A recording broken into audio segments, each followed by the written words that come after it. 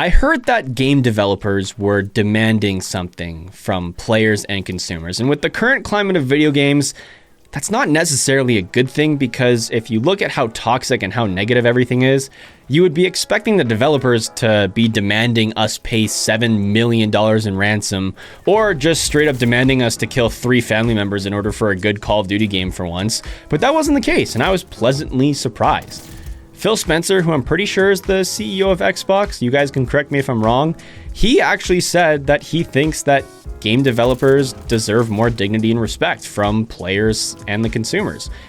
And I actually agree with that.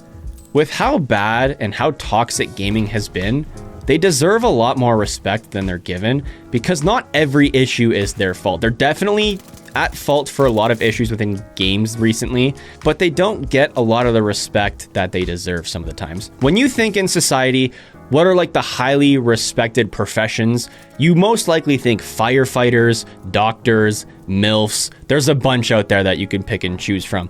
You would probably put game developers pretty low on the list of highly respected jobs. And I will say, they are not warranted respect all of the time. They should obviously be respected as people. I don't think I need to give a monologue that a teacher would give to a kindergartner about treating others the way you want to be treated, but they have to earn our respect. Game devs once were highly respected in the gaming industry because there was a golden era where great games were constantly being put out, and there wasn't any of these scummy or bad business practices in gaming that we see nowadays, and they were highly respected.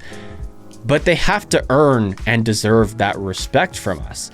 They can't drop a game like Battlefield 2042 and just expect the community to go, "Oh, game developers, we respect you." That's not gonna happen.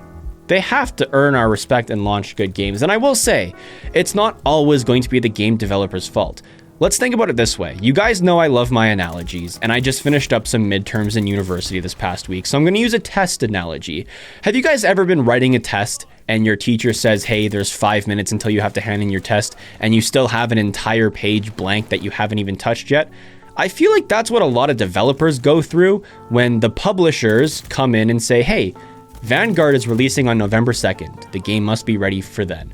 Even though Vanguard might take an extra couple months to smooth over and actually be a good product to launch. That's what the developers are in right now. They're being told, "Hey, you have 5 minutes to finish your test and hand in whatever you have written, no extra time." And yeah, we do see sometimes that game titles and game developers will say, "Hey, the game's not ready." And then the publishers will go, "Okay, game's gonna be delayed.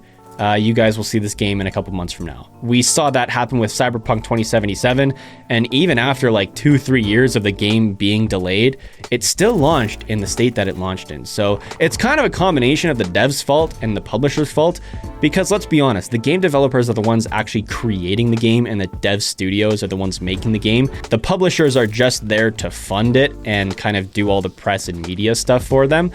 But there are still people at fault that are going to be game developers. There are still bad game choices and bad design choices that are going to be made at the dev level. And I was also thinking, because I've been so busy with school, gaming has kind of been turned into a novelty again for me. And let's think about the pandemic in the last 2 years. Odds are you're probably playing a lot more video games than you used to, because there's been nothing else to do, because everything's been closed down. So you are most likely going to get bored of playing games because that's the only thing that you have at your disposal. Sure, there are some games that you might not be able to get tired of because you like it so much. Some people like me can never get bored of Call of Duty, and there's some people that can never get bored of other gaming franchises. But odds are you've probably gotten bored of gaming at one point during the past 2 years because of global circumstances. And I'm sure that has probably leached its way into the dev cycle as well. Think about how people have been toxic towards Modern Warfare, Cold War, Vanguard. Even though these games are mediocre at best, look at Black Ops 4. Black Ops 4 was another Call of Duty that was mediocre at best. Blackout was pretty good, Zombies was okay, multiplayer was a clusterfuck, let's put it very lightly. But if Black Ops 4 was released in today's climate, I think Black Ops 4 would get ripped a new one, very similar to how modern Call of Duties are. But the thing is there was no pandemic back then to force people inside and have everyone bored and be hyper focused on being a stay-at-home game critic. And I'll be honest, this is kind of hypocritical because of the statement I just said, but I am more likely inclined to believe someone who plays the game every single day rather than just some game critic who will play the game for 3 hours and publish an article on why Vanguard is the best or worst Call of Duty ever. I'll actually listen to the players that play the game day in and day out. And I think everyone, because they have so much time on their hands, can really focus on the games rather than coming home from work and playing for an hour before bed. Everyone was stuck at home and had so much time to play games, they could really zero in on the issues and focus on the issues and voice their opinions.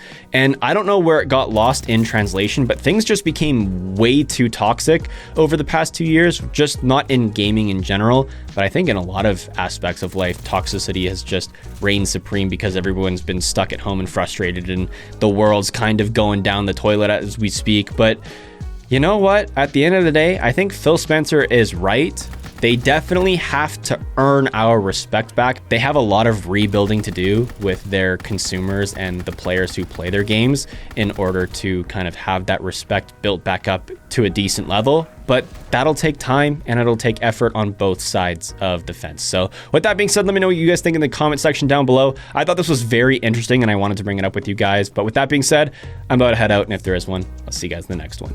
Peace.